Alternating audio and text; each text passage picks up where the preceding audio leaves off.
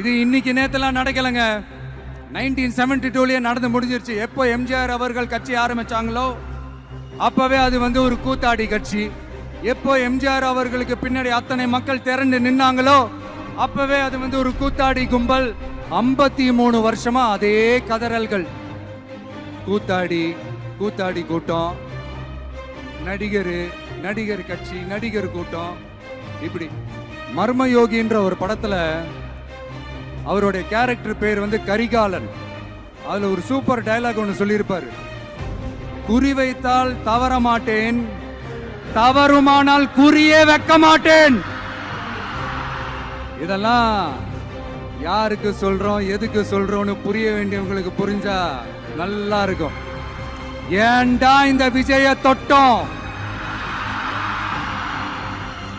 ஏண்டா விஜய் கூட இருக்கிற அந்த மக்களை தொட்டோம் நினைச்சு நினைச்சு நினைச்சு ஃபீல் பண்ண போறீங்க.